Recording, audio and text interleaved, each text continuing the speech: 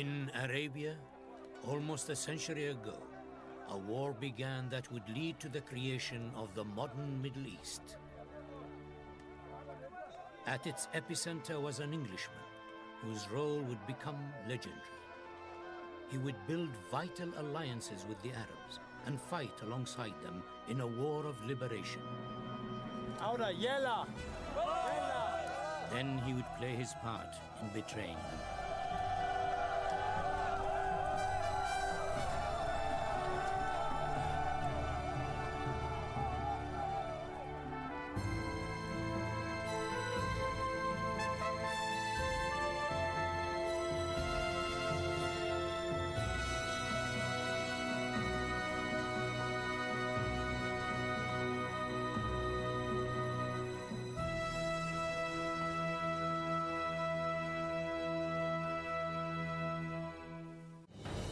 This program was made possible by contributions to your PBS station from viewers like you. Thank you. Name? Ross John Hume, 352-087, sir. It was a false name. The new recruit was Lawrence of Arabia. Height, 5'6". After the war, he went into hiding and would spend his middle age as an ordinary air craftsman in the Royal Air Force. 34, just.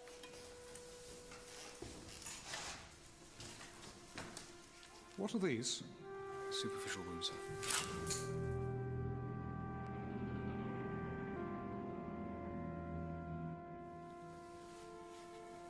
God. And these? Punishment? Persuasion, sir. Where were you? Internment in Turkey, sir. War in the East. The scars were a reminder that he would never be free of Arabia. Lawrence of Arabia, Prince of Mecca, uncrowned King of the Desert. Images of Lawrence and the Arab army were played in theaters around the world. These were the years immediately after the First World War.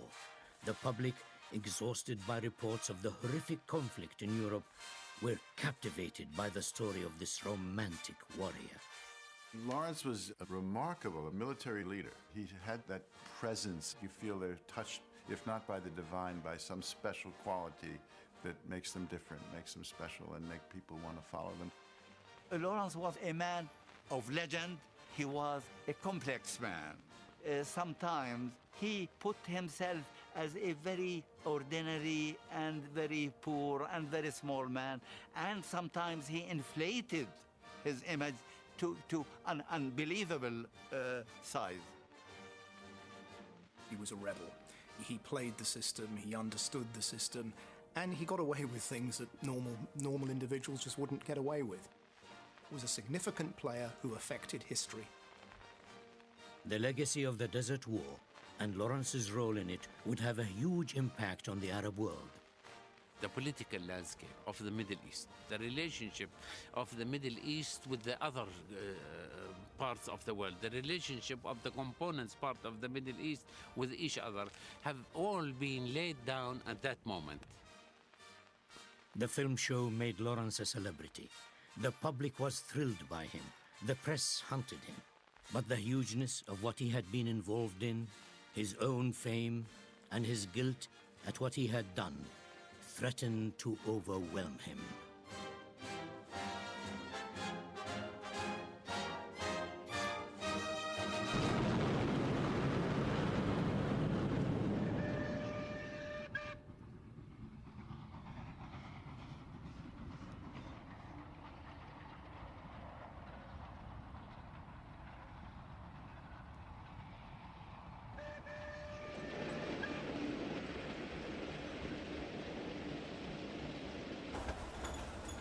Lawrence was 20 when he first arrived in the Middle East. He had been preparing himself for this journey since childhood. Lawrence had been born into a family of private means, but a family running from a secret. His parents had never married. His father had abandoned his first wife for the family's governess. Lawrence and his brothers spent their early years on the move, living in Wales, Scotland, France, and the Channel Islands. The family eventually settled in Oxford under the assumed name of Lawrence at number 2 Polstead Road. Okay, let's measure you. Come on, let me do that. Against the door. The young Lawrence would grow up very conscious of his height. His younger brothers would soon outgrow him. He would only ever be 5 foot 5.5 inches tall. He knew from the beginning that he was illegitimate. He had that knowledge of being outside of the established structure, and that liberated him to be creative in some particular ways that probably would not have been available to children more conventionally brought up. He spent most of his time alone, determined to prove himself. He would go without meals, work through the nights, and force himself through physical tests, cycling dozens of miles a day through the Oxfordshire countryside. His great passion was for all things medieval. He became fascinated by the Crusades, reading books about epic battles, codes of chivalry, and legendary heroes.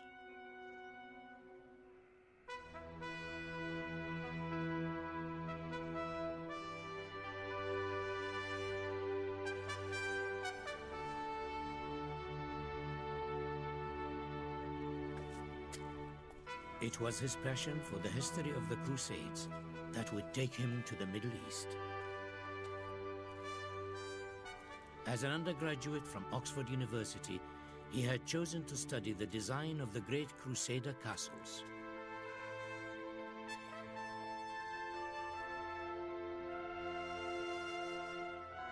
It was an exotic and dangerous destination for a young student traveling alone.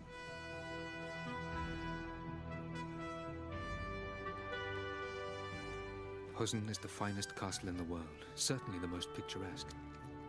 Quite marvelous. Sayoun was, I think, the most sensational thing in castle building I have ever seen.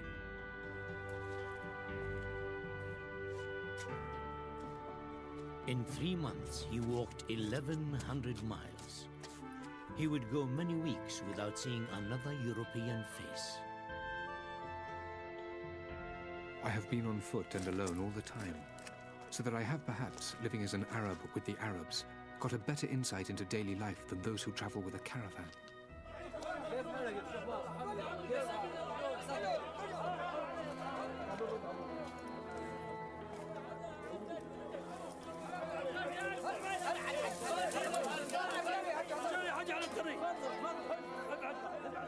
The hospitality is something more than a name. The common people are each ready to allow me to share their meals without thought of payment. I will have such difficulty in becoming English again.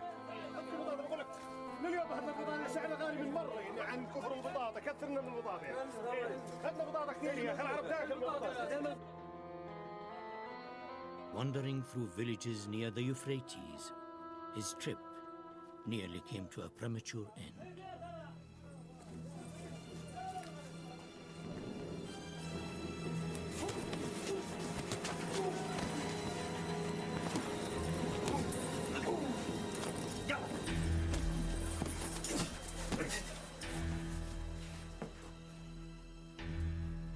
Dear Mother, the adventures continue. Read something in the Aleppo paper about my being nearly murdered. Absurd. I suppose all my exercise is responsible for my good health. In fact, Lawrence knew he had been lucky to escape with his life. To be blasé and to dismiss something as nothing is part of the heroic mystique. Not only was went through great hardship and pain, but it's nothing to me. I can handle it with great ease. I mean, that fits the dynamic of heroism.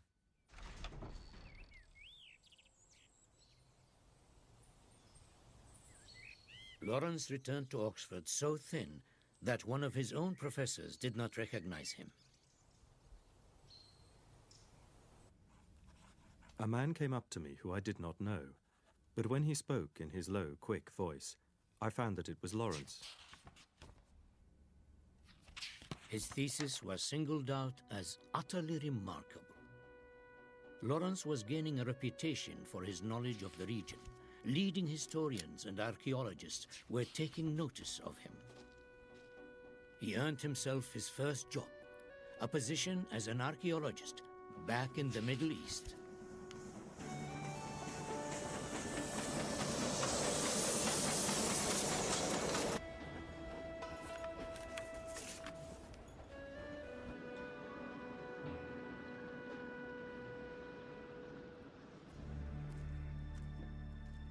In the next 7 years, Lawrence would watch the region slide into war and the world around him change forever. His base was the important historical site of Karkamish, at the junction of the great trade routes to Damascus and Baghdad. The archaeologists employed local Arabs on the excavation. Here, Lawrence gained his confidence working with the Arabs, all the time improving his grasp of the language and his skills as a leader of men. He earned their respect and trust. On one occasion, intervening to stop a German engineer from beating his Arab workers, Lawrence threatened to thump the man if he tried it again. It was also here that he met Dahum. Dahum had joined the dig as a water boy. Lawrence picked him out to help him learn Arabic and trained him as his photographic assistant. There has been speculation about the extent of their friendship. Lawrence had a very close relationship, a real fondness for Dahum. Whether they had an active gay relationship, who knows? But there are some curiosities. I mean, they used to do things like exchange clothing and take pictures of each other. Bit strange. The local workers there thought that there was a homosexual relationship between them, but people have said that Lawrence was just building that up. He liked to shock. And in fact, there was actually nothing but an innocent but genuinely affectionate relationship between the two of them. The relationship would be one of the most important in Lawrence's life and become perhaps his inspiration.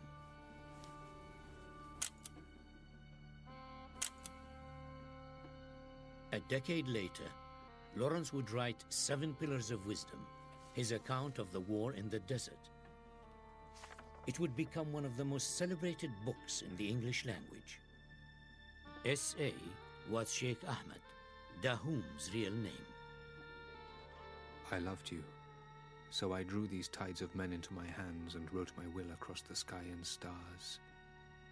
To earn you freedom, that 7-pillared worthy house, that your eyes might be shining for me when we came.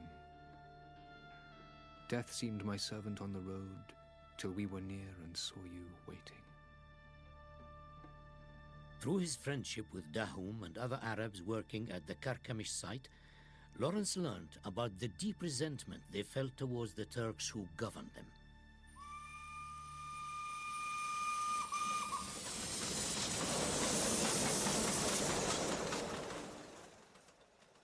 For 4 centuries, the Ottoman Empire had ruled the Middle East, stretching Turkish influence from Constantinople to Mecca. But the empire was weakening. Turkey was now the sick man of Europe. Britain, France, and Russia were preparing to move in if the empire collapsed. That now seemed a real possibility.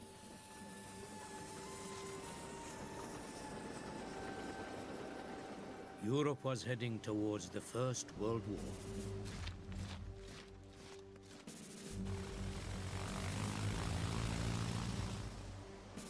The German Kaiser made a state visit to Turkey. The Germans wanted an alliance with the Turks. They offered military and strategic support, including the building of railways, particularly a new railway to Baghdad.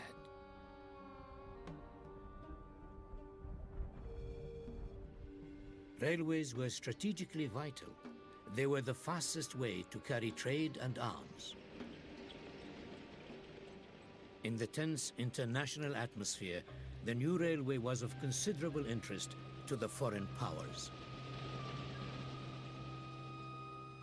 The archaeological site where Lawrence was working sat on the route of the planned Baghdad Railway. He was about to enter his career in military intelligence. A letter in a collection at the British Museum includes an account from Lawrence about the building of the railway. You asked about the railway, which now runs 4 trains a day. The line is to run round the walls of the Kelat and descend from the Euphrates. I will send you a few photos in a week. The station platform is to be 1,100 meters long. There are to be 24 stone buildings. They are working day and night shifts to hurry it on. What we see at Carchemish is Lawrence being groomed to play the great game. People have spotted Lawrence, talent spotters. This is a guy who could be useful to us in the future.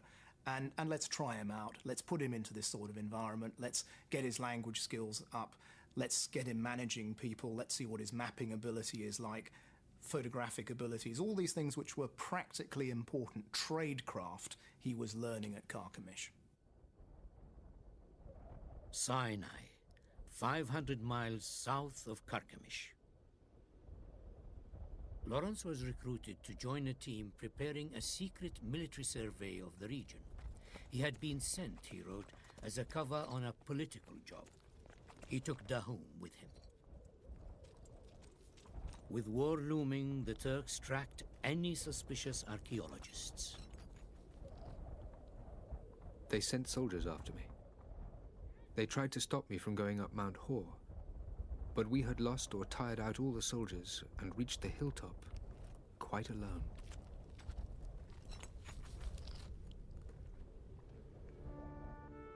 Lawrence was learning and falling in love with the land with which he would become so dramatically associated.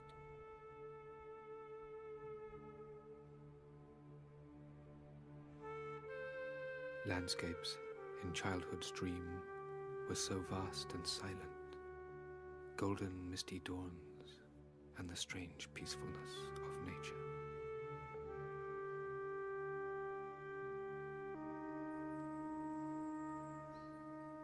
Lawrence was home in Oxford when, on the 4th of August 1914, Britain declared war on Germany. 2 of his brothers joined up immediately. Lawrence hunted impatiently for a posting that would make use of his experience in Arabia and get him into the war. Any young man in that era who couldn't get into uniform felt frustrated. This was the whole thing of Kitchener, your country needs you. You know, why are you being a wimp back at home when you ought to be doing the right thing out at the front line with the boys? God, the horrible boredom of having nothing to do. I am longing for the Turks to declare war on the German side, so we will have a chance to take them on and kick the Turks out of Arabia.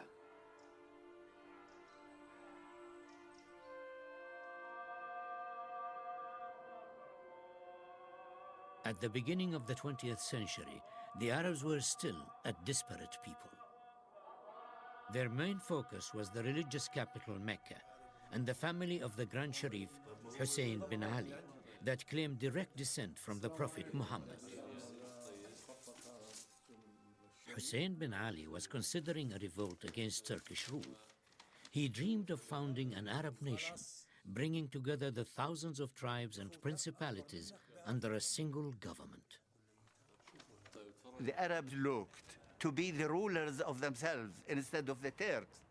The Arabs wanted their independence and their unity. That was the short thing of the revolt. It was about creating a single nation, a single state, that would be independent, that would be powerful, economically and militarily, and play its role on the international stage. Hussein knew that a group of Arab intellectuals in Damascus had formed a secret society pledged to fight for Arab independence. He sent 2 of his sons, Abdullah and Faisal, to measure the political mood among the Turks and to test Arab support for a revolt. The Turkish army controlled the region and cracked down hard on any hint of rebellion.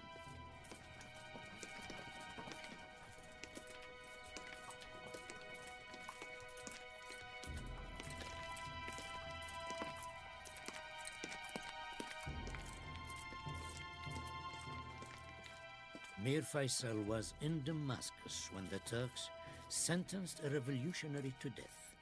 Faisal campaigned for the man's freedom.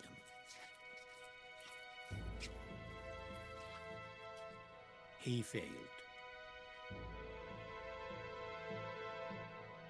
It was not an isolated execution. Brutality was a hallmark of Turkish rule. The Arabs were miserable following the secularization of the Ottoman state.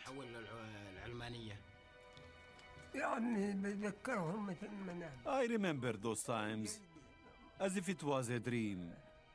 How could they be good times? They were terrible. Finally, the Turks entered the war on the German side. It was a decision that would have a dramatic impact on Middle Eastern history.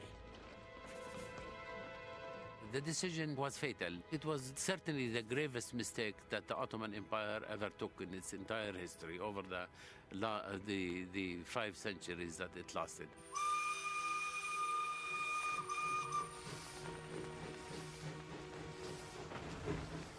As the British poured thousands more troops into mainland Europe, Lawrence had found a role in the war.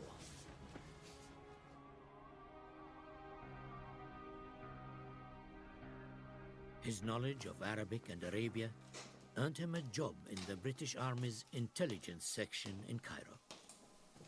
Men who served with him remember meeting a youthful but insignificant figure who often neglected to wear his belt or cap badge, whose hair was a little too long, and who had an instant disrespect for senior officers. But he would soon distinguish himself. The posting had landed him in a strategically vital part of the British Empire. Egypt gave the British control over their interests in the Near and Far East. It overlooked the Suez Canal and the precious land routes to India, and it gave them access to the great new resource, oil. Lawrence became involved in gathering intelligence about the possible Arab revolt. He interviewed prisoners and dissidents, ran agents, and helped to sponsor the idea of Arab insurrection. The British War Office saw that an Arab uprising could potentially destabilize the Turkish enemy. Lawrence's role gradually became more political.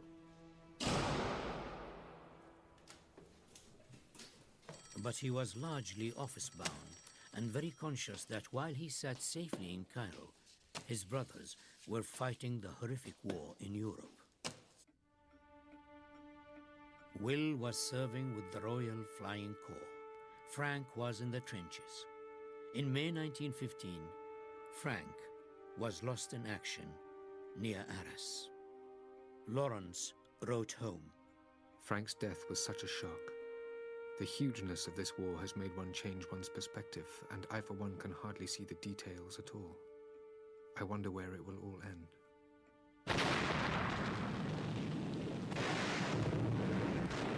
For the British, the war was going disastrously.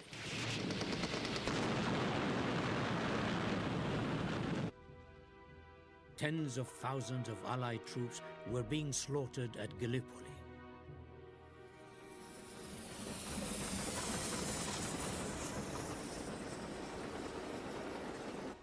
Turkish victory meant that the enemy army was released for battle elsewhere.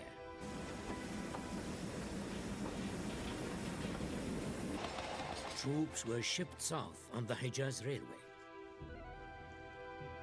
The threat of a Turkish attack on British interests in Egypt, maybe even the precious Suez Canal, was becoming acute.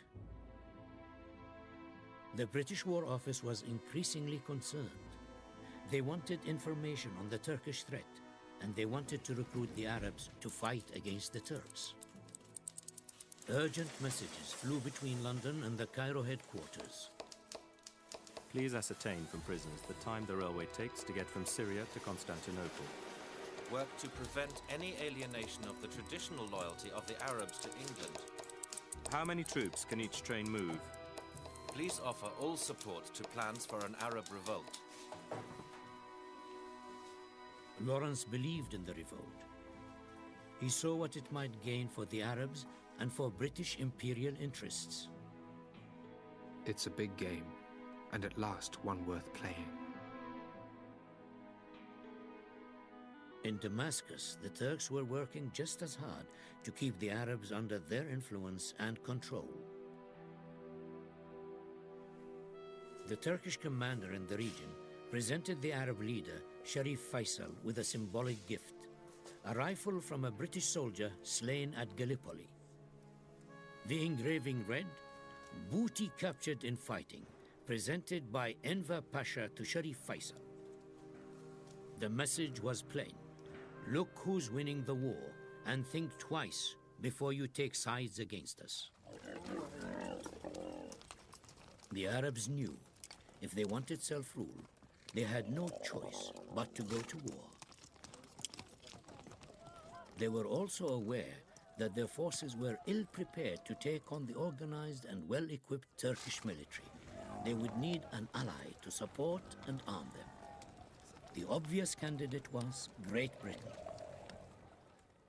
Sharif Hussein was on the brink of making his decision, but he needed guarantees. He wanted Great Britain to declare itself on the side of Arab independence. He wanted to gain Arab independence, and he trusted the British, and he wanted to take a promise from them. Hussein wanted a pledge that no foreign power would try and take Arab land from the Arabs after the war, that if they fought, there would be guaranteed self-rule. In 1915, opinion in the British government doubted the revolt would last, but it might delay the Turkish advance. On that basis, the War Office was happy to promise anything. Lord Kitchener authorized the dropping of propaganda sheets. They declared the British promise of no intervention in an Arab state if the Arab nation assists England in the war. They believed the promise. They believed it. They believed in the good word of Great Britain, and of course that encouraged them to rise. On the back of that promise, Sharif Hussein called his people to war.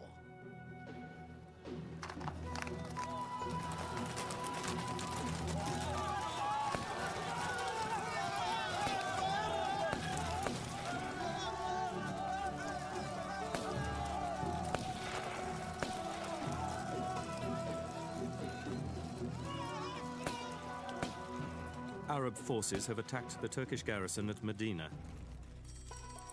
Tribesmen under command of Emirs Abdullah and Faisal have moved north towards Turkish lines. It's a big game, and at last one worth playing. Lawrence had the vision and the ability to see things in a much wider context than other British officials. He did believe that this was a movement of national liberation, and he did believe that the Arabs were capable of enjoying independence and having sovereignty as a new nation. Within weeks, the Arabs had victories to boast. They captured the coastal towns of Yambo and Rabia. The Turkish garrison near Medina surrendered. It was as if the whole Roman Empire started to crumble, as if Hannibal had conquered Rome. This is how it felt, that the hour of liberation had arrived. The Arabs had begun to earn their independence, and all they had to do is to continue in the same way. But then the Arabs began to meet Turkish artillery and German aircraft. The revolt came to a crashing halt.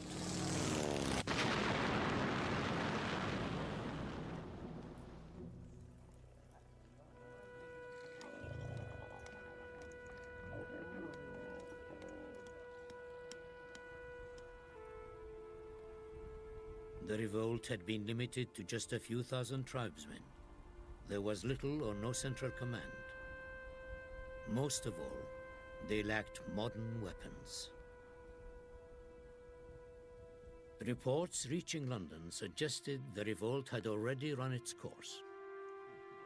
The skeptics in Whitehall were not surprised. The communications from Cairo are hardly encouraging. The Arab cause is evidently very weak cement. The prospect of an Arabia united seems very remote. I predict the collapse of the movement within months.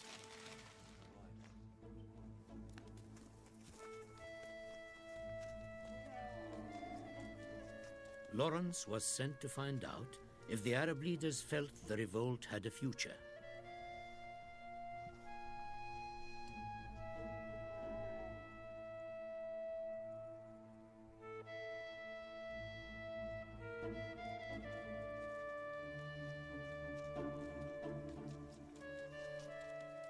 It would be a dangerous expedition. He was heading into some of the fiercest desert in the world, and there was a real threat of attack by bandits or capture by the Turks. Lawrence appeared to embrace that risk. First one, and then another of my brothers has been killed. They were both younger than I am, and it doesn't seem right somehow that I should go on peacefully in Cairo. Lawrence always wanted to be the hero, but now he must have also felt that he really had to do something real. And I'm sure that was the thing, the motivating force of those deaths, that he had to get in now and do his bit. Lawrence believed that the revolt was failing because of lack of real leadership. He was looking for someone who might be a figurehead, who might have the character to relaunch the battle. He headed north towards Wadi Safra to meet Amir Faisal. Their relationship would eventually drive the war in the desert.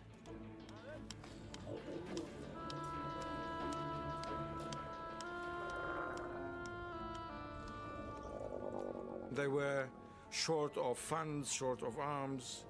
The leadership was not happy with the whole situation. So many Arab officers actually started to desert and leave the camp of Sharif Hussein.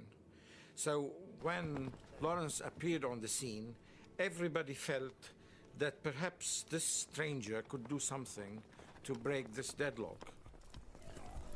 Faisal and his men explained why they thought the revolt was failing. He was deeply discouraged. His men were tired. He had lost many of them. They were in every way ill-equipped. Little flour and rice, few rifles, insufficient ammunition, no technical help, no information.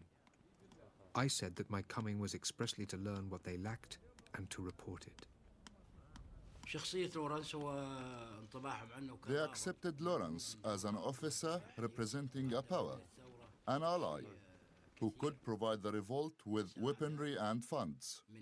They respected him because he represented the British government, no more or less.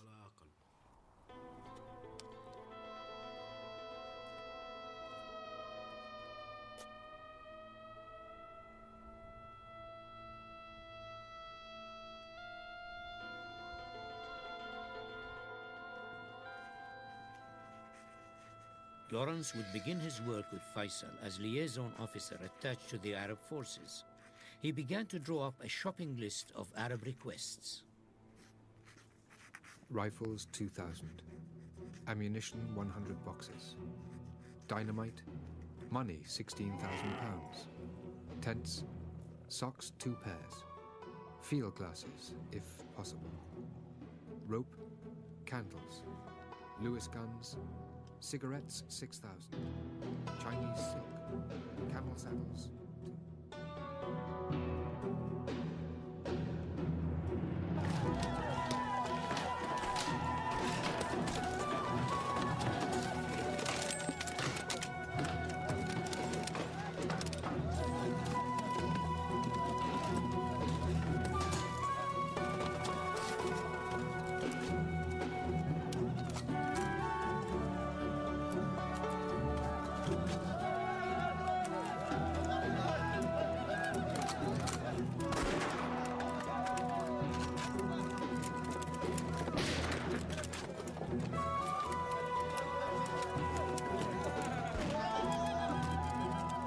The revolt was on its feet again.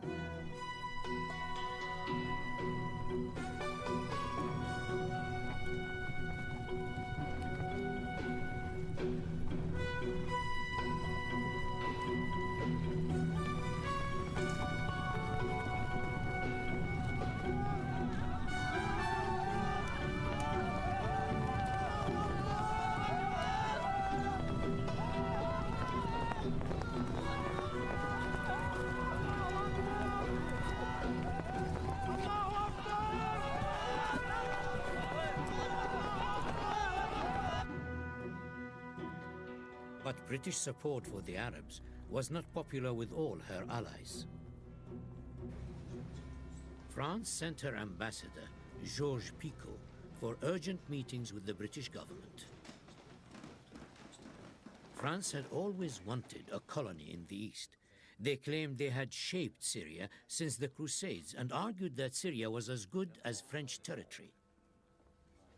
They feared that if the Arab revolt succeeded, their claim might be threatened. So they suggested a secret deal with the British, dividing Arabia between them. Before the war had even been won, the British promise of Arab independence was critically undermined. For now, Lawrence knew nothing of the backroom deals. He was spending most of his time with Faisal in the desert. Faisal suggested that if Lawrence was to live with the Arabs, he should dress like an Arab. It would help the tribes know how to respond to him.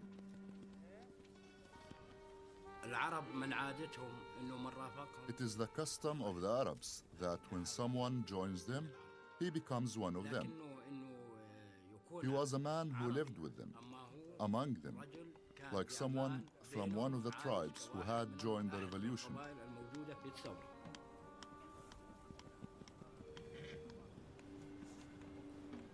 Lawrence argued the practicality of his new uniform.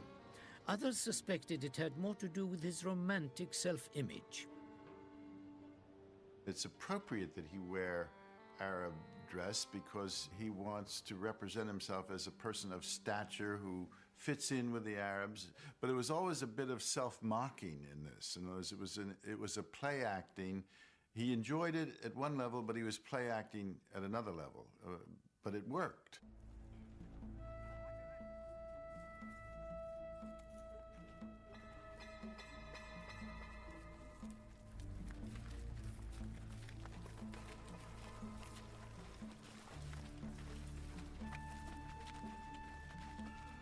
Lawrence began to explore how he could harness the Arab style of desert warfare. Most wars are of contact. Ours should be a war of detachment. We were an influence, an idea, a thing intangible drifting about like a gas. The Arabs began to accept their new recruit. They considered him as a friend, as a man working actively on the side of the Arabs. Of course, they respected him a great lot, of course, when he went on the raids and planted dynamite. They greatly respected him. But some Arab historians suggest that at least in the early days, Lawrence's role was as little more than a technical advisor. Lawrence's role in the revolt was as an explosives expert. That's all. He instructed men how to use explosives and trained them to blow up bridges and trains. Nothing else.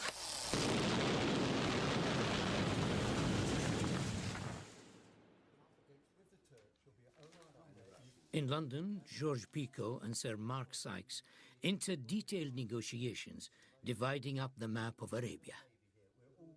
The French would get Lebanon and a swathe of land across what is today Syria. The British would take Palestine and most of Mesopotamia, modern Iraq. The deal would be called the Sykes-Picot Agreement. It completely ignored the promise the British had made to the Arabs.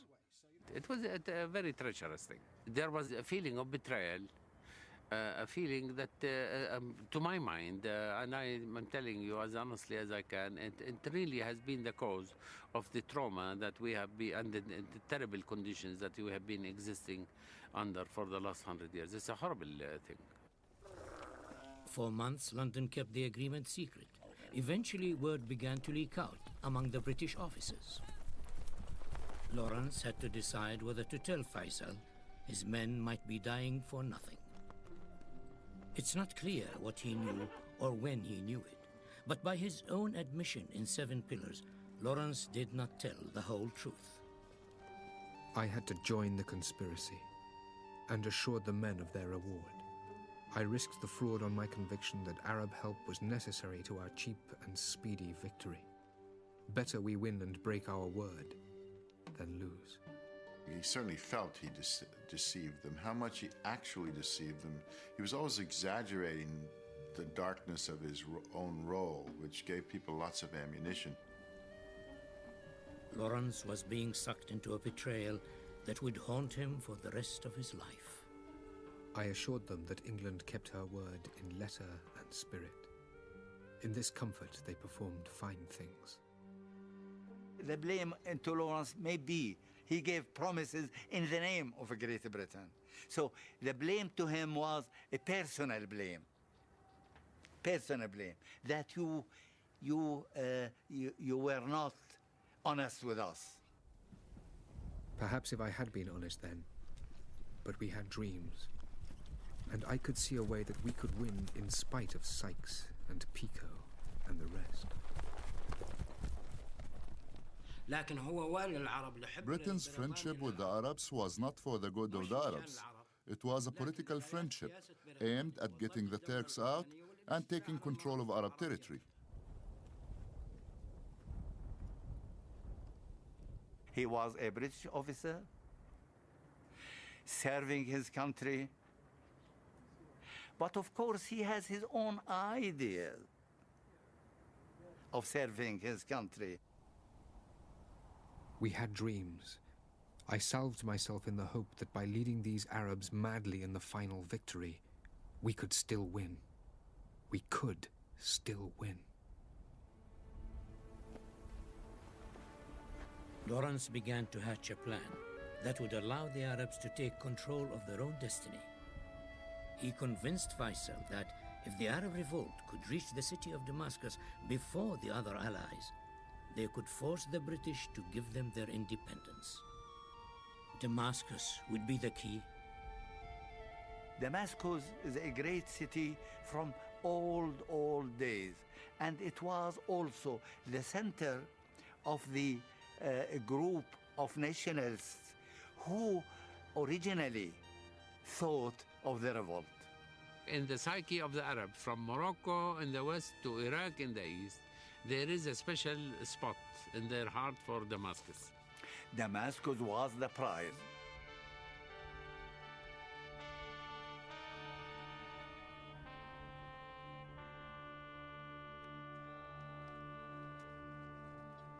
One of the greatest challenges facing Lawrence was how to hold the tribes together.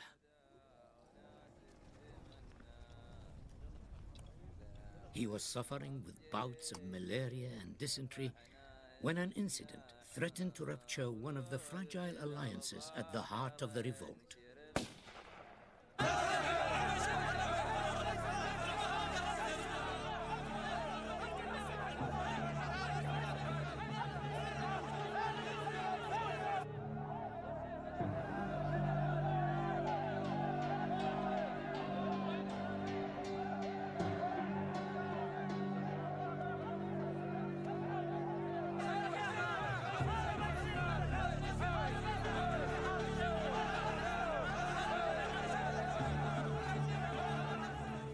The man who had been killed belonged to one tribe, the killer to another. Tribal law demanded the guilty man be executed. But if he was killed by another Arab, a new dispute would erupt.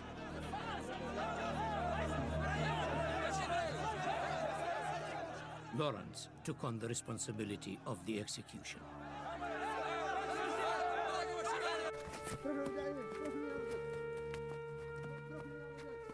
I told Hamed that he must die. I made him enter a narrow gully, a dank twilight place. Hamed cried out to me, again and again. I gave him a few moments' delay, which he spent crying on the ground. Then I made him rise.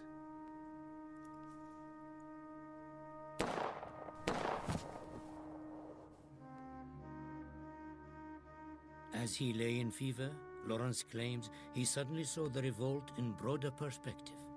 This is where he hatched his master plan, the plan to attack Aqaba. Aqaba was the one port on the Red Sea that could supply the push north to Damascus. The Turks still held it. It was notoriously well defended. Lawrence now decided that the Arabs must take it for themselves. But how? From the north, from Al-Jafr, came one of the men who would enter the legend of the Arab revolt, Auda Abu Tayyeh.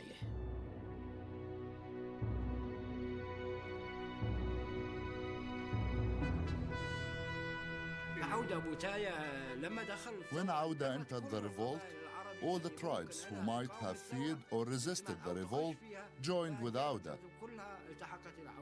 Auda was the hero, the knight of the revolt.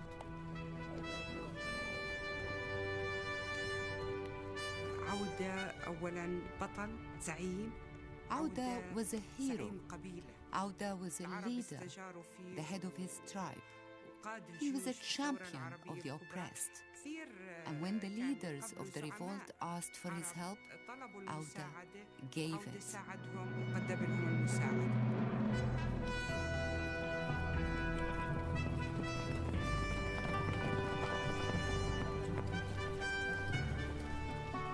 Faisal had sent a message to ask Auda to come to him. The Aqaba attack was so crucial to the revolt that Lawrence and Faisal thought they must meet him eye to eye. They drew aside a pace or two and looked at each other. A splendidly unlikely pair, Faisal the prophet and Auda the warrior, each immediately understanding the other. I knew from the force and directness of the man that we would attain our end. He had come down to us like a knight-errant.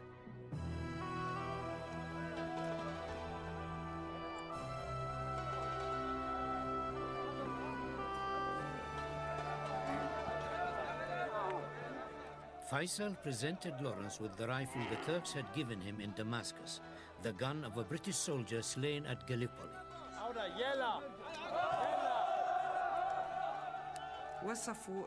They called Lawrence the Wolf, which meant an adventurer, daring, brave. Those are the qualities of the wolf.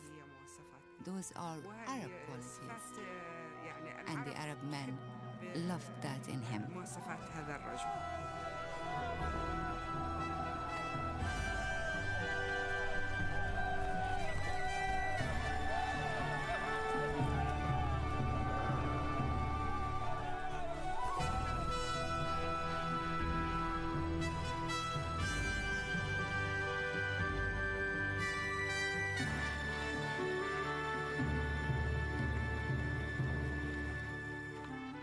The plan called for a small group to ride across the open desert, recruiting tribes along the way. Then they would ride out of the mountains and hit the Turkish defenses where they would least expect it. It was just the sort of expedition that most appealed to Lawrence. The Arabs using their desert skills to even the odds, as reckless as it was brave. But even some of the Arabs doubted they would succeed. The struggle through the desert took its toll. 200 miles of dirt, heat, thirst, and exhaustion.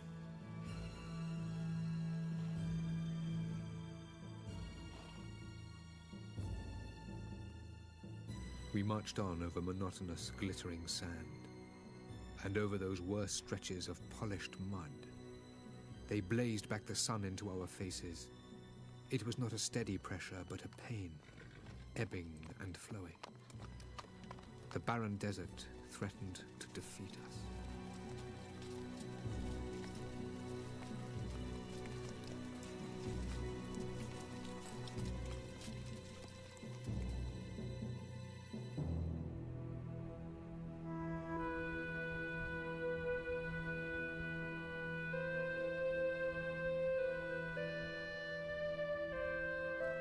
On the morning of July the 6th, they stood in the mountains with Aqaba at their feet.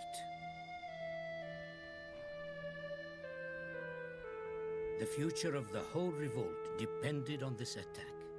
500 lightly armed Arabs against the heavily fortified Turkish stronghold. Aqaba. Aqaba.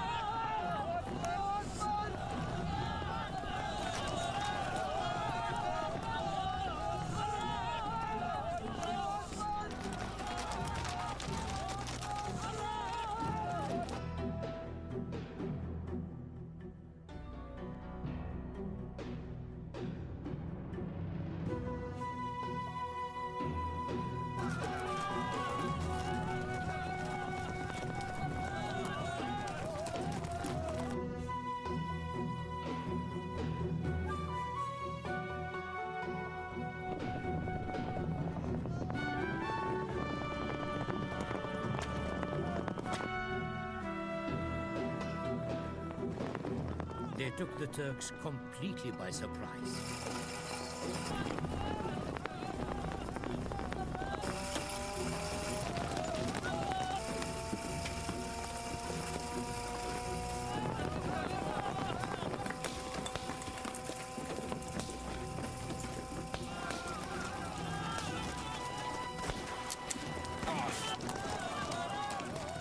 Aqaba fell. It cost the Arabs only 2 dead. The revolt had scored its first major success. From here, it could reach across Arabia, to Syria, to Iraq. Until now, British headquarters had viewed the revolt as a skirmish, a sideshow. The Aqaba victory changed that view. Lawrence and the Arabs would become a crucial part of the war in the desert. Leaving Auda in charge at Aqaba, Lawrence insisted on reporting his own victory. The news could not have reached the Allied command at a better time. The Allies had just suffered tremendous defeats with heavy losses. Generals were being replaced, and British officers fighting with the Arabs had been questioning whether they could be led to any useful purpose. Lawrence had proved them wrong. He was recommended for the Victoria Cross, promoted to Major, and celebrated in the War Office. But he knew there was still so much to achieve. The future of Arabia was in the hands of the tiny army celebrating at Aqaba. And Lawrence still faced his personal battle between loyalty to Britain and loyalty to his Arab friends. Both would be decided if the race to Damascus could be won.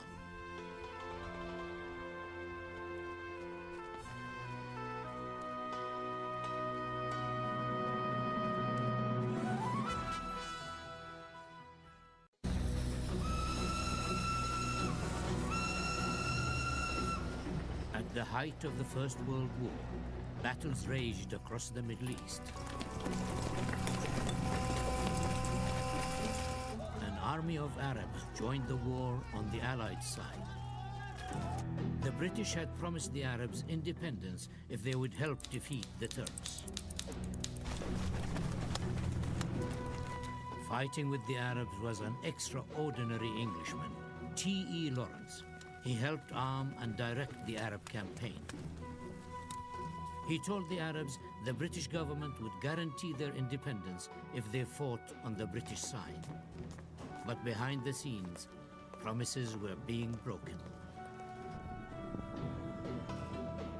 Lawrence knew the Arabs could only get their freedom if they could win the race to Damascus.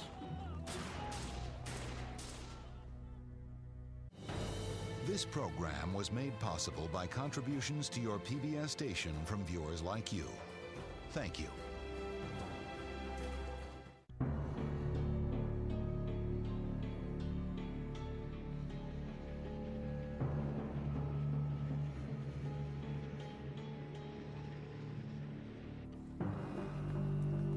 October 1917.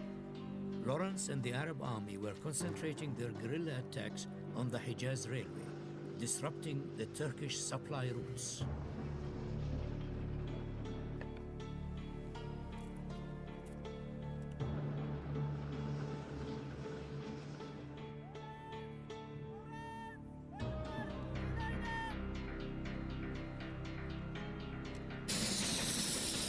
A year earlier, the Arabs had been a poorly led and badly equipped force.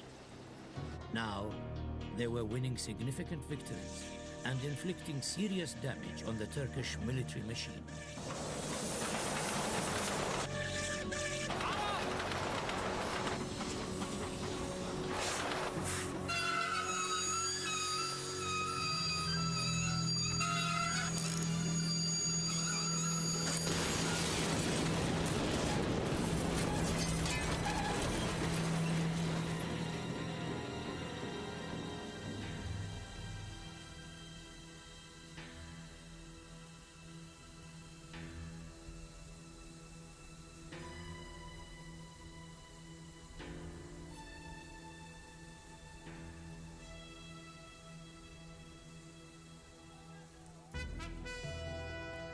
Four months earlier, the Arabs had seized the strategically vital port of Aqaba.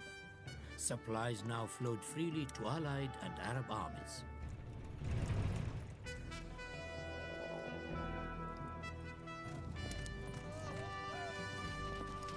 The victory had forced British commanders to take Lawrence and the Arab armies seriously. They were no longer an unpredictable sideshow, but an important part of the overall campaign. The Allies were preparing a new offensive that would move north along the coast of Palestine towards Jerusalem. The Arabs would take a parallel route, forcing the Turks to fight on two fronts. After Jerusalem, the goal was Damascus, the Arab political heart. The Arab leadership, especially Faisal, trusted that if the Turks could be defeated and the Arabs marched into Damascus, they could claim their independence. Lawrence knew it was not so straightforward. The Arabs had entered the war on the back of a British promise guaranteeing Arab independence if they helped the Allies in the fight against the Turks. The Arabs believed especially in the word of Great Britain. The word of Great Britain was greatly respected. What Lawrence now knew, but the Arabs did not, was that the British had already broken that promise. It was evident to me that if we won the war, these promises were dead paper. The British government had made a secret agreement with the French called the Sykes-Picot Agreement. It planned to carve up Arab land between Britain and France, leaving no place for Arab self-rule. It was, to put it mildly, the greatest betrayal or the breach of promise between the British and the Arabs that has taken place in history.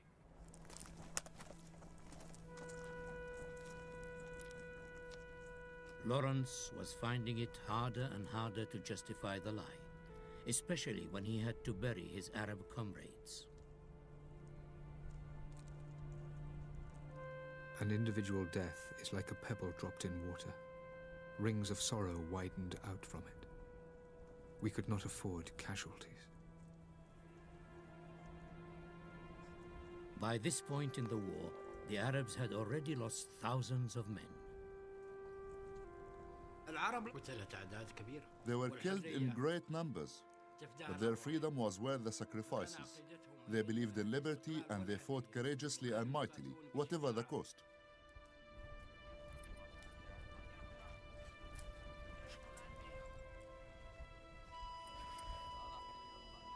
Lawrence was looking for a way out of the campaign. Even before Aqaba, the weight of the responsibility had threatened to overwhelm him. Ridden with guilt, he had scrawled his feelings into a message pad, a note to his immediate superior.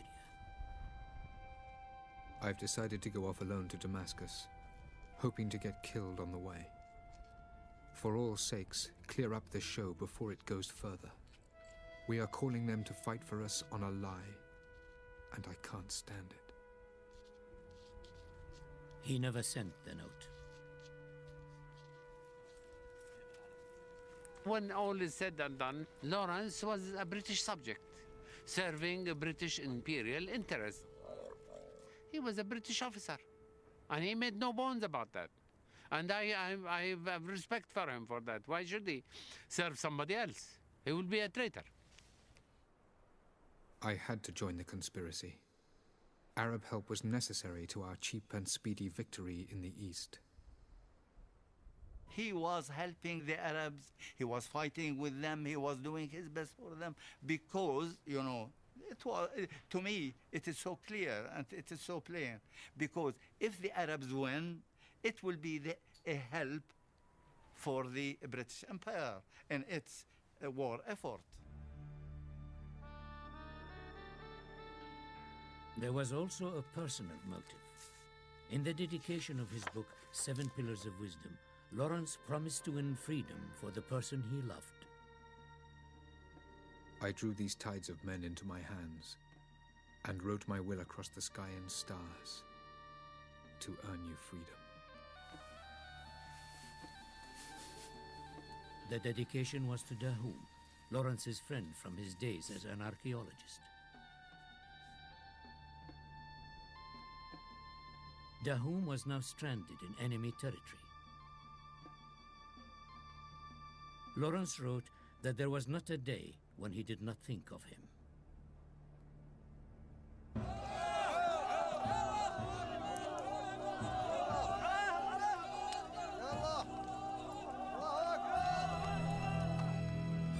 Lawrence would spend the rest of the war trying to fulfill the British promise, his promise to the Arabs. They had joined the war to win freedom. Therefore, for every reason, strategical, tactical, moral, we were going on.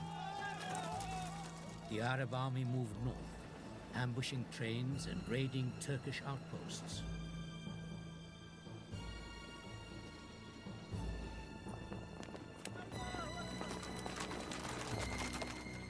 On November the 11th, a detachment of the Northern Army of Sharif Faisal attacked the railway and troop train. At Tel El Shabab, 2 locomotives destroyed. Turkish casualties 100. Arab casualties 7 men. The Turks had put a price on the heads of Lawrence, Auda and Faisal. With every successful attack, it rose. It was the sort of recognition that delighted Lawrence. Better, he said, than a medal or a knighthood from the king.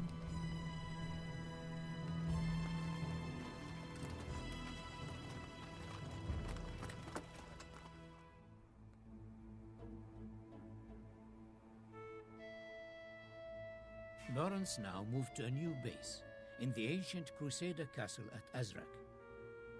He was treading again in the footsteps of his heroes. The early shepherd kings loved this place, and Roman legionaries languished here in yet earlier times. Azraq's unfathomable silence was steeped in knowledge of wandering poets, champions, and lost kingdoms. It was magically haunted. The presence of Lawrence and Faisal's army made a huge impression on local people. Mr. Lawrence and King Faisal were staying at Azraq here, issuing all the instructions from his headquarters. In the upper room, you go up the stairs and pass through there. On your way up, Mr. Lawrence and King Faisal and my father stayed together for 2 years.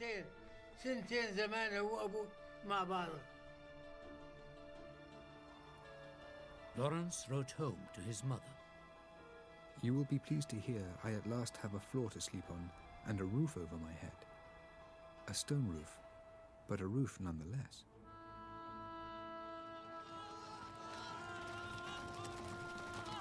With Azraq as their base, the Arab forces launched themselves into a new phase of the offensive, picking out important strategic targets.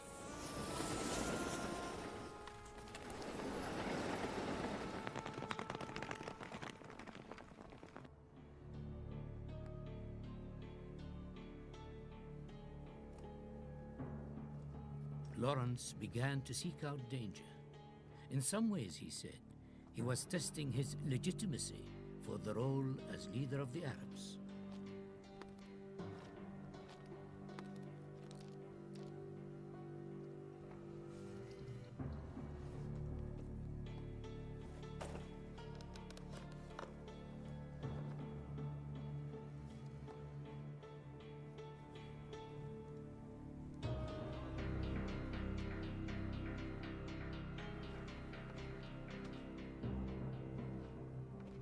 I'm not going to last out this game much longer.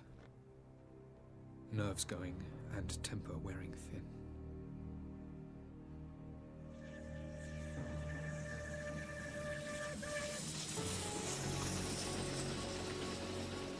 But we ride on.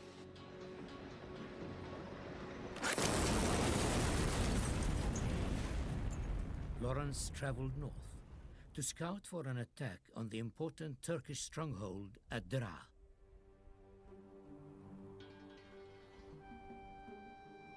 In 1917, Daraa was a vital railway junction on the route to Damascus.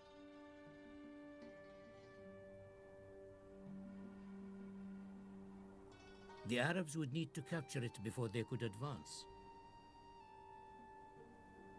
For Lawrence, Daraa would become a place of the very darkest memories. The only account of what happened is Lawrence's own, and it is the subject of considerable controversy. He described it as, "That night I shouldn't tell you about, because decent men don't talk about such things."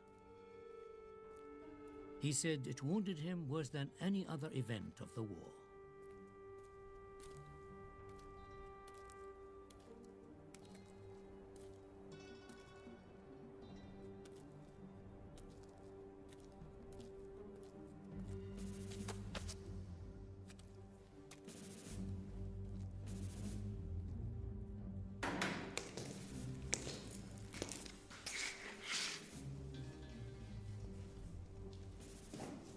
The soldiers were suspicious. Lawrence claimed he was a Circassian from the north to explain away his blue eyes. But the Turks were unconvinced, and according to Lawrence, they had other things on their minds. He began to fawn on me, saying how white and fresh I was, how fine my hands and feet.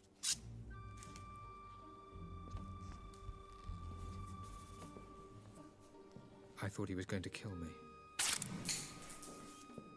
But he only pulled up a fold of flesh over my ribs and worked the point through. Then he told the corporal to take me out and teach me everything. I locked my teeth to endure this thing which lapped itself round me, like a flaming wire about my body. A delicious warmth, probably sexual, was swelling through me.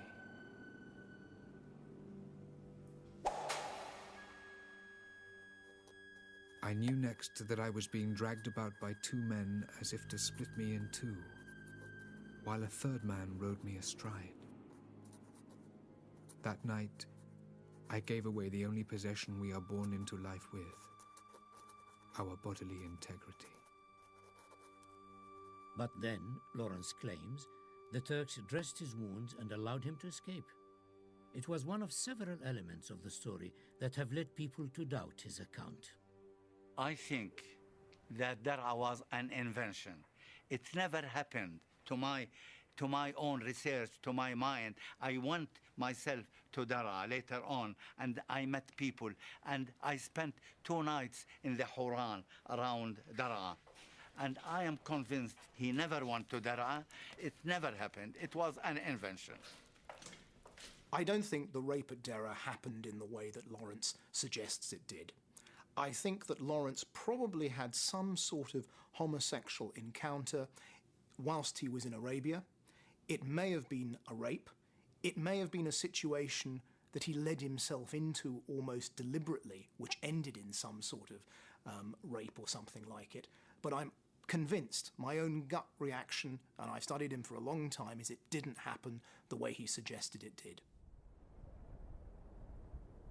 Some believe Lawrence invented the story to represent the punishment he felt he deserved for deceiving his Arab friends. There was a wound that was constantly feeding his activities, feeding his need for sacrifice, for redemption, for higher purpose, for fulfilling a vision, and was constantly being repeated. That wound was constantly being reactivated, driving him to still more extreme, greater efforts to fulfill that higher vision. There was no escape for me.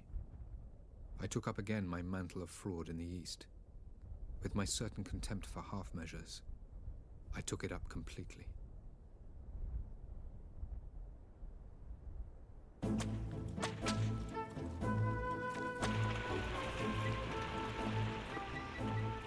Now British forces moved towards Jerusalem. Ahead of the advance, the Turks abandoned the holy city.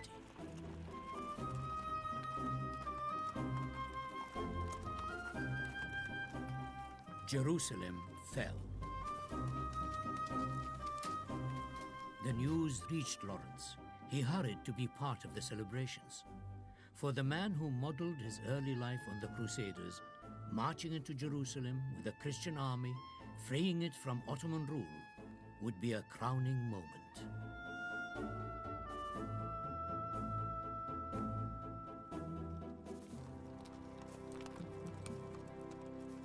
In deference to history, British Commander-in-Chief General Allenby led the Allies into the city on foot. Among the marchers is the small figure of T.E. Lawrence, wearing a borrowed uniform. He was suddenly a British officer again. I think you can see where Lawrence's loyalties lay, perhaps in the way he decides to dress. Sometimes he's there in all his magnificent Arab garb with the golden headdress and all the rest of it, dressed as an Arab prince. Occasionally we see him in rather scruffy khaki. And then quite often we see him between the two. He's got his khaki on, but he's got a keffir and a headdress and all the rest of it. And there's this sort of, he's between the two. He's standing as the bridge between the Arabs and the British Empire. And I suspect that's where he saw himself, really. The capture of Jerusalem caused celebration among Christians around the world. It brought the war in the East sharply to world attention. This was the time of some of the worst defeats on the Western Front. Now, at last, the Allies had something to cheer about. But for the Arabs, the victory would have enormous repercussions. A group of Zionists were lobbying the British government to support the establishment of a Jewish homeland in Palestine. With the region now under their control, the British felt able to dispose of it as they saw fit. British Foreign Secretary Lord Balfour wrote a letter to one of the Zionist leaders, Lord Rothschild. In it, he spelt out the British position. His Majesty's government view with favour the establishment in Palestine of a national home for the Jewish people. The declaration flew in the face of the British promise made to Sharif Hussein, the promise that Palestine would be Arab land. Lord Balfour, the British Foreign Secretary, writes a letter to Lord Rothschild, who at that time happens to be a great financier living in Paris, promising the land that he doesn't own, promising to someone who doesn't belong. The Arab army knew nothing of this promise. The British continued to reassure the Arabs that they would get their independence. They even designed a flag for the new Arab nation.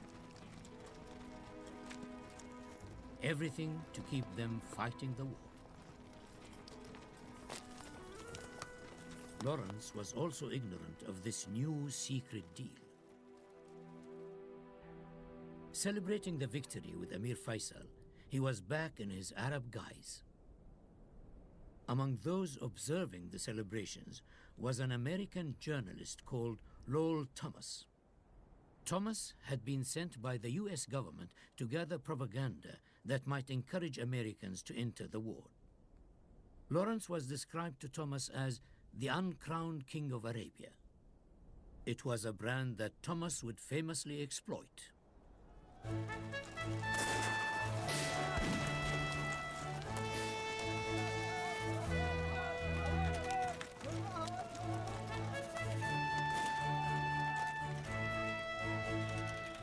Lowell Thomas spent 8 days in the desert filming Lawrence and the Arab army. Lawrence could not have guessed what those few days would mean for his future.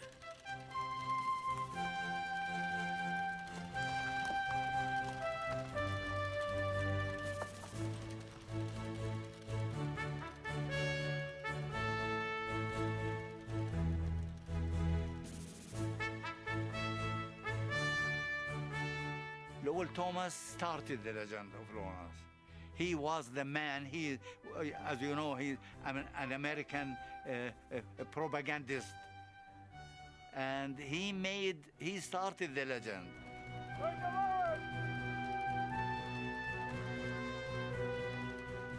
Lowell Thomas's contribution to the Lawrence legend is absolutely critical. I mean, people today don't realize that Lawrence of Arabia didn't exist in the First World War. Lawrence of Arabia was a creation of a rather slick American journalist called Lowell Thomas.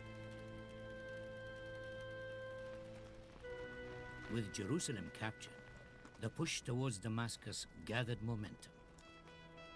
The British-led Allied forces headed in from the west. The Arabs hurried up the eastern flank. Lawrence now knew about the Balfour Declaration. He realized that the odds on the Arabs being granted their independence were lengthening all the time.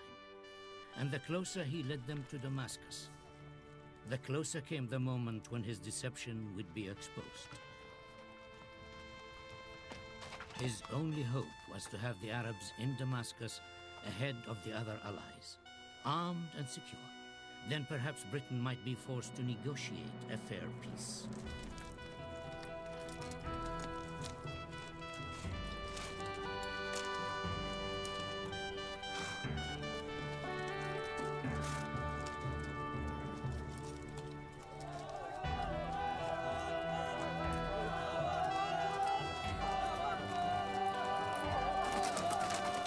As the combined forces of the Allied and Arab armies neared Damascus, the Turks realized they were beaten and fled.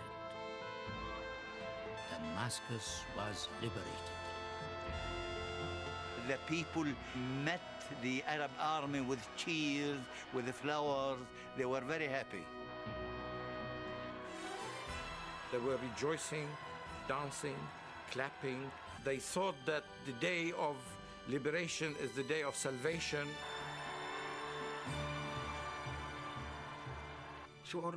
They knew they had won their victory, their freedom. They had won independence. They were elated. Emir Faisal was driven into the city as a conqueror. Faisal had become the new national hero, and people believed that this person was their liberator. There would be arguments about which troops entered the city first, British, Australian, or Arab. But it was the Arab flag given to them by the British government which flew over the city hall. The race to Damascus had been won. Lawrence had succeeded, but he was acutely aware of the uncertainties that lay ahead for the Arabs.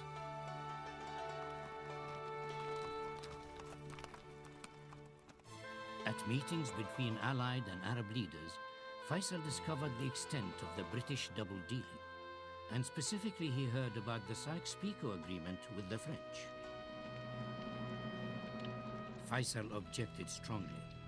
Allied commanders questioned Lawrence about what he had told the Arabs. Faisal walked out. The two men who had fought together so hard for this day now went their separate ways. Lawrence makes no mention of this in Seven Pillars. He says only that he was exhausted. I made to Allenby the only request I ever asked him for myself: leave to go. In the end, he agreed, and then at once, I knew how much I was sorry. By the time the days in Damascus are winding down, he's a mess. I mean, he just wants to get out.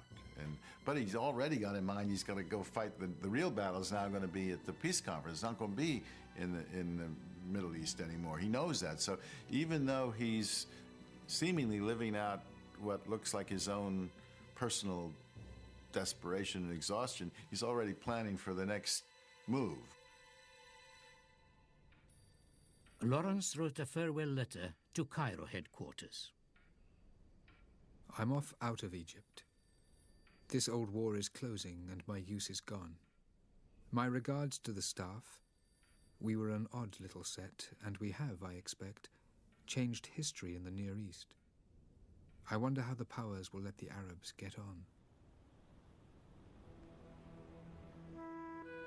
For Lawrence, there was a bitter grief to come. He received news that Dahum, his Karkemish friend, had died of typhoid, just too soon to hear of the victory Lawrence had won for him.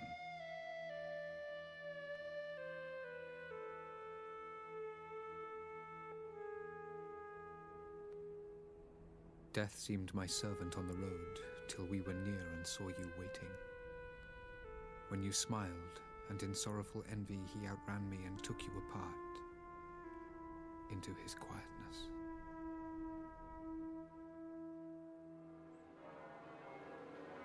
As Lawrence arrived home, Britain was celebrating the end of the war.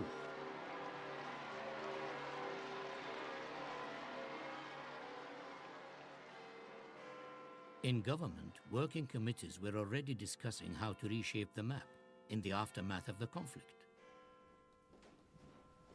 Lawrence was called to brief the War Cabinet's Eastern Committee, who would help decide the future of Arabia. Gentlemen, Colonel Lawrence. He presented his plan for the region, complete with a new map, the names of those he thought should rule, and a definition of the British Empire as a partnership of nations. He was at the height of his influence. The committee would hear him out, but he was far from certain that they would take his advice. So Lawrence launched a high-profile lobbying campaign to draw attention to the Arab cause. Lawrence felt absolutely furious because he had persuaded men to risk everything, to risk their lives. He felt that all the promises he'd made had been made in good faith, and that the Arabs essentially, and particularly Faisal, had been deceived. I think Lawrence felt really pissed off.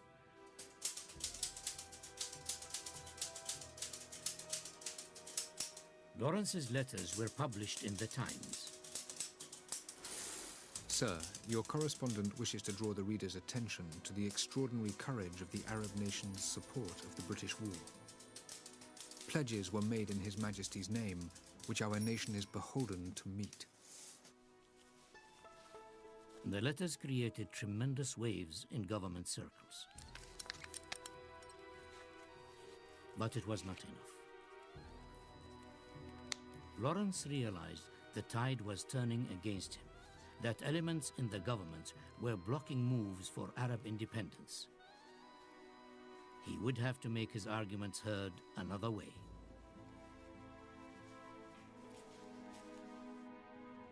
Lawrence traveled to Buckingham Palace to join other heroes receiving their medals from King George. For his achievements in the Desert War, he was to be presented with the Distinguished Service Order and the Companionship of the Bath, two of the highest awards a Briton could receive. But when his moment came, Lawrence refused the honors. Why he rejected his medals from the king is very simple. The only way he could show his dissatisfaction for what had transpired was to say to the king, no thank you. I don't mean to offend you, Your Majesty, but I really feel I can't take these awards from the state. I mean, a tremendous break with decorum. English society was appalled. It was an unprecedented snub for the king. Lawrence had made his voice heard. But the same newspapers that reported his royal insult began to edit his letters. The Times cut the most controversial sections, and its editor wrote a column supporting the status quo. The establishment was closing ranks.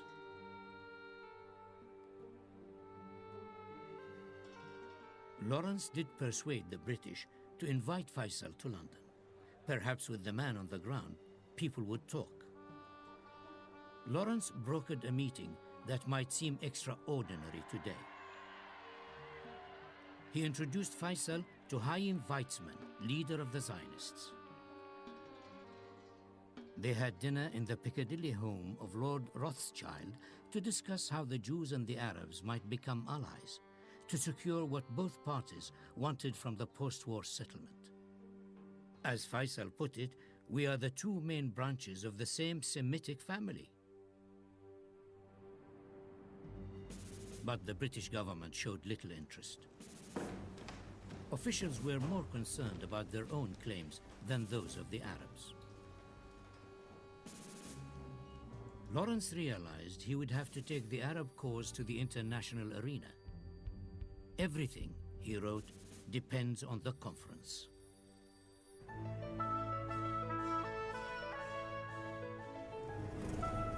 The peace conference of the War to End All Wars had begun in Paris.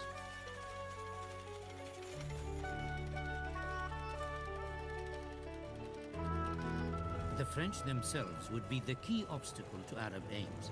They wanted Syria for themselves. They even tried to stop Faisal from reaching Paris and questioned his right to attend the conference. With Lawrence's help, he argued his way into the proceedings.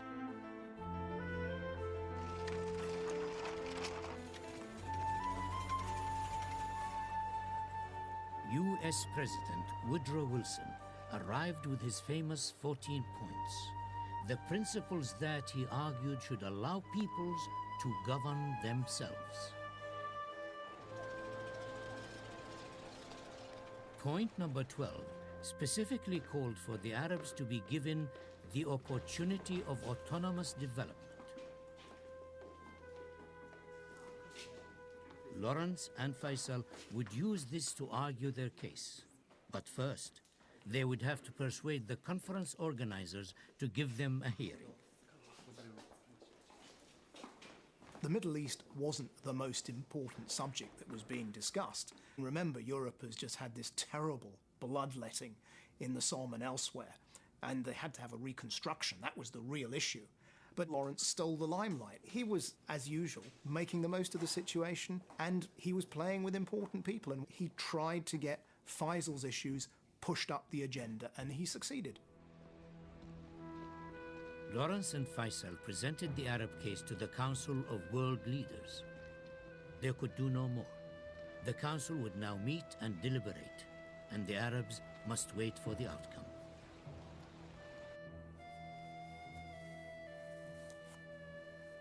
Lawrence was acutely aware that this was history in the making.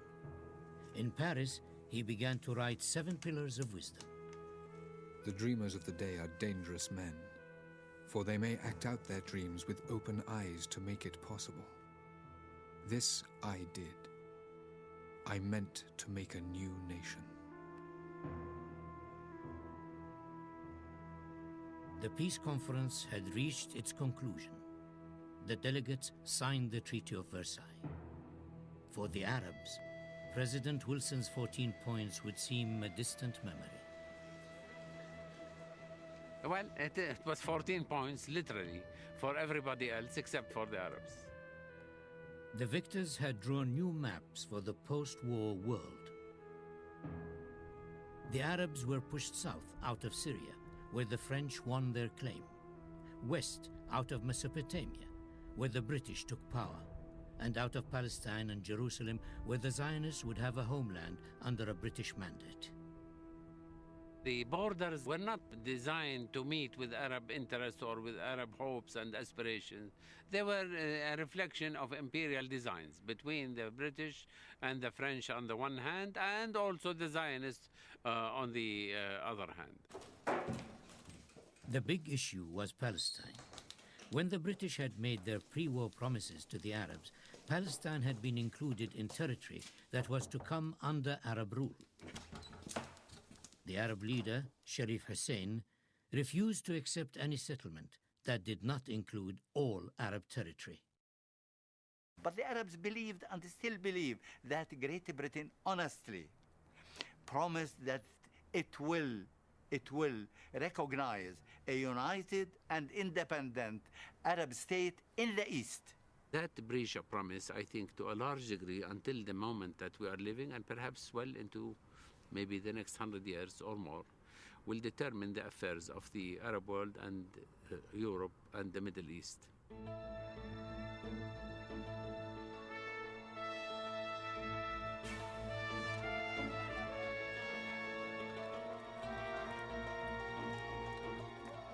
The Arabs decided to defy the superpowers and take the initiative and ignore the Versailles Treaty.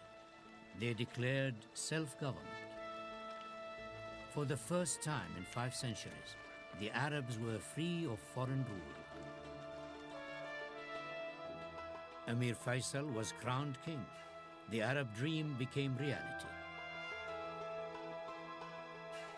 They thought that they will have prosperity, they will have democracy, they will have new schools, new roads, new hospitals. The West will treat them differently. So this was the point at which the Arabs thought they had finally begun to build a new future for themselves and become masters of their own house.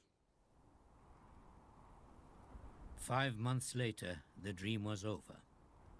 The French army arrived in Syria to enforce the treaty. Barbed wire went up in the streets. The French threatened airstrikes if the Arabs resisted. King Faisal was ordered to leave.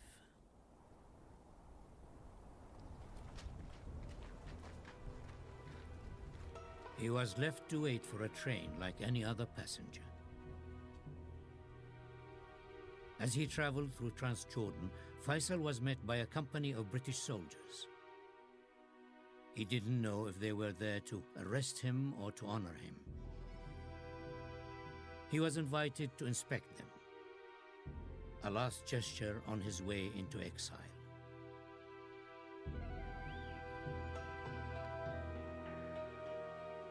Lawrence had rushed home from Paris on news that his father was gravely ill. He was too late. He was left to mourn for his father and for the Arabs. We lived many lives in those swirling campaigns, never sparing ourselves. Then the new world dawned. The old men came out again and took our victory to remake in the likeness of the former world they knew. Youth would win, but had not learned to keep. And it was pitiably weak against age. We stammered that we worked for a new haven and a new earth. And they thanked us kindly and made their peace. Faisal believed that Lawrence was a good friend to the Arabs. But he knew Faisal was a statesman. He knew that Lawrence was an employee by his government. So he shouldn't be blamed because he is not the government. I think that he thought that the Arabs had been sold down the river. I think he realised that he's played his part in that, and that generally he was so concerned by what had happened that he just wanted to run away from it. Ironically, at his moment of defeat, at his personal lowest ebb, Britain and the world were about to celebrate Lawrence as a star. Lowell Thomas, the American who had tracked Lawrence in the desert, brought his film lecture about the Desert War to London.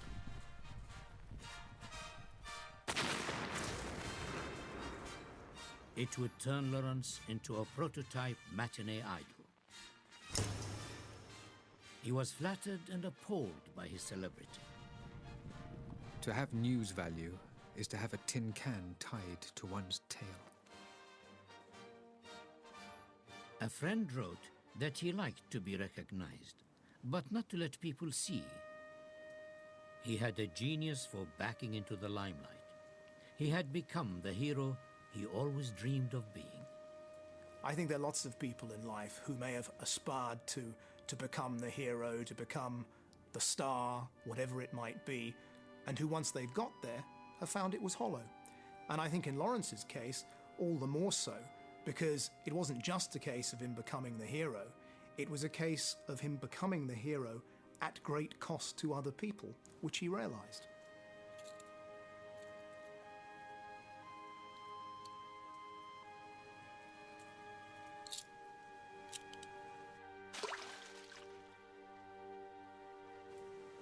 He wrote that he had thrown away his medals for someone to find one day and to wonder at their history.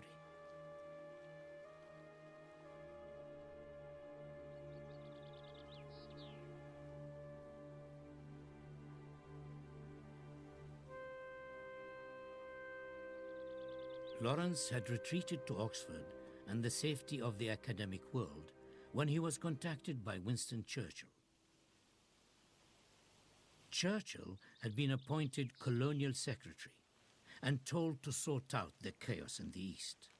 He offered Lawrence a job as his advisor. It would be Lawrence's last effort in Arabia, his last chance at redemption.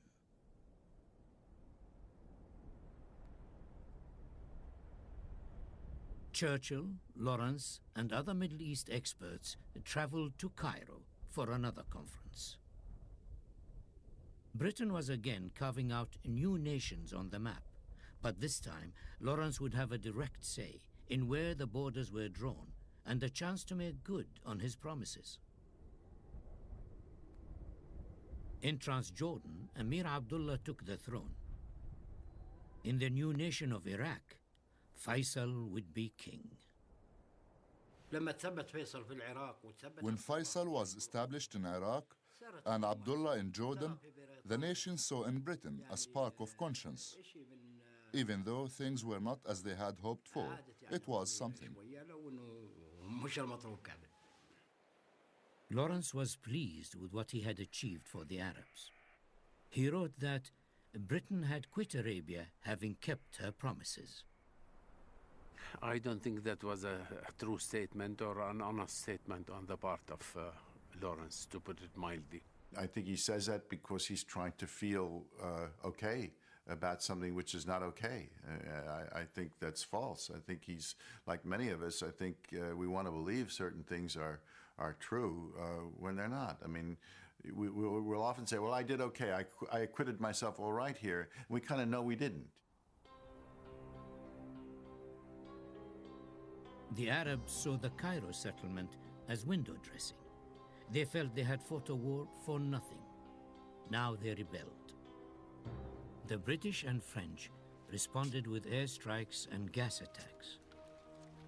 Tens of thousands of Arabs died. Baghdad and Damascus lay in ruins.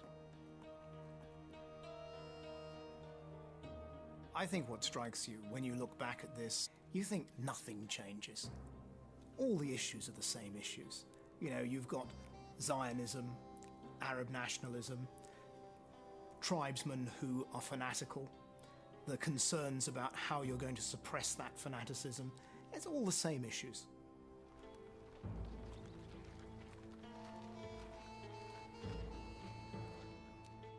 Lawrence was near to a breakdown. I am so tired. I want to lie down and sleep and not wake up. For 8 years, he'd been through this horror of constant tension, constant violence. He was near to an emotional breakdown. And the toll of being so involved in close-up events of violence for which he took exaggerated responsibility eventually did drive him out of a prominent role in public life. Name? Ross John Hume, 352087, sir. Lawrence would spend his middle age in hiding, trying to escape his celebrity and responsibility by joining the ranks of the Royal Air Force. What are these? Superficial wound, sir. Answer my question. A barbed wire tear, sir, over the fence. God. And these? Punishment? Persuasion, sir. The hero of Damascus, the uncrowned king of Arabia, would spend his middle age trying to shun responsibility and avoid the attention of the press. If ever there was a man squeezed right out dry by over-experience, then it's me. I don't think I'll be fit for anything ever again.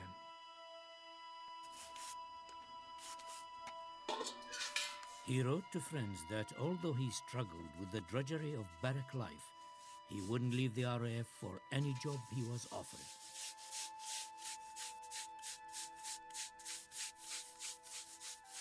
But the calm wouldn't last. Within months of his enlistment, the press found him. He was dismissed from the RAF because his presence there might cause the service an embarrassment. Damn the press, he wrote. He changed his name again and spent the next decade moving from Air Force to Army and back again, from posting to posting, trying to find somewhere he could be anonymous. He rented a small cottage in Dorset, Clouds Hill, which he used as a hideaway when on leave. The Greek inscription above the door reads, "Does not care." But his letters were full of doubts about the justness of the Middle East settlement. Surely my share in helping to settle the Middle East atones me for my misdeeds in the war. I think so anyway.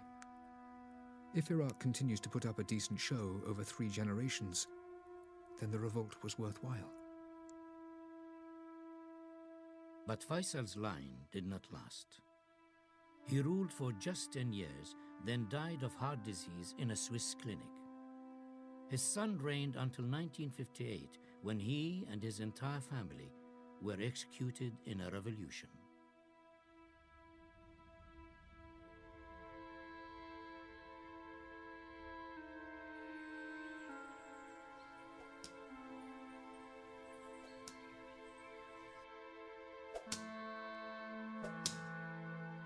"30 years after Lawrence's death, a man came forward with an account of how Lawrence paid him for beatings. It has been largely accepted by those who have studied the evidence. Some suggest that Lawrence was seeking to punish himself, others that it was for sexual gratification.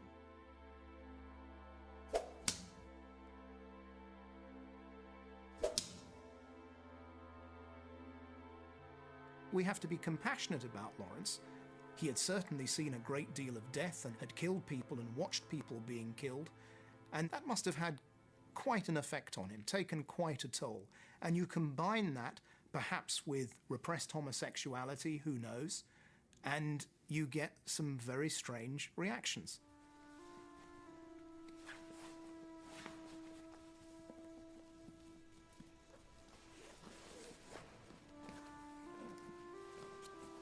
In 1935, aged 46, Lawrence left the RAF and his service life for the last time.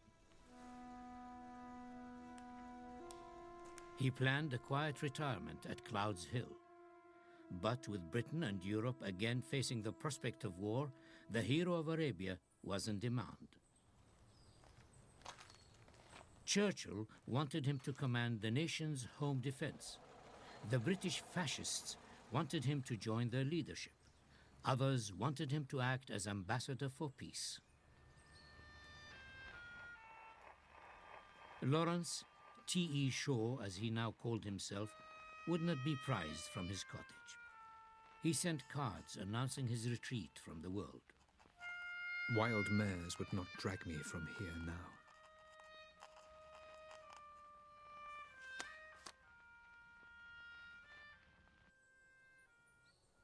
Lawrence's purest escape was speed.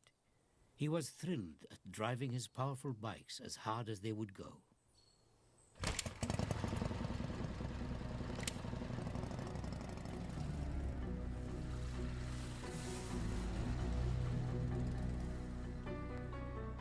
Lawrence liked speed because it stopped him thinking. He found a freedom from the world of the intellect and a descent into the world of feeling and freedom with it. He loved speed. He was a speed freak.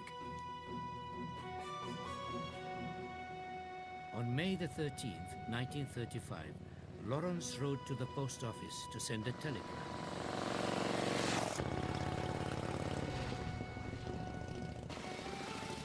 He was on his way home when he lost control of the bike, swerved to avoid two cyclists, and crashed.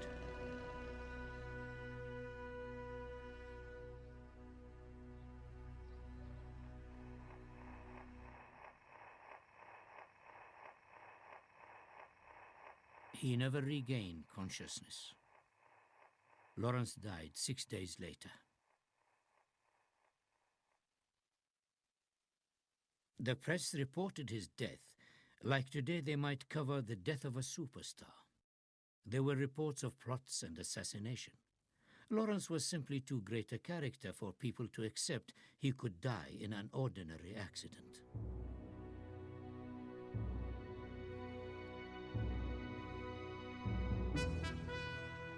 From the Arabs who knew him, there was grief too.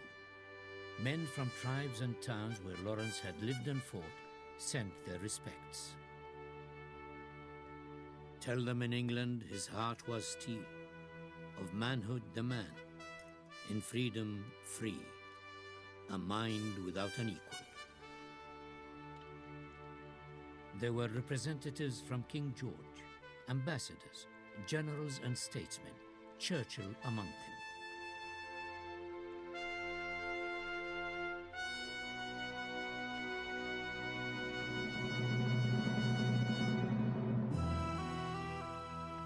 Lawrence, Churchill said, was one of those beings whose pace of life was faster and more intense than what is normal. So he flew best in the hurricane. In the heroic period, he found himself in perfect relation both to men and events. He will live in history.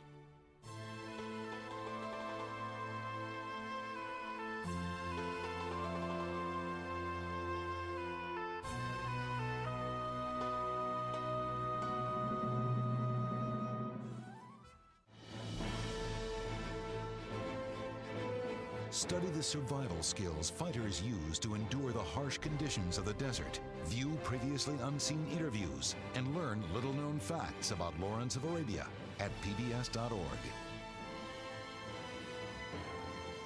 Lawrence of Arabia is available on videocassette or DVD with additional features. To order, call PBS Home Video at 1-800-PLAY-PBS.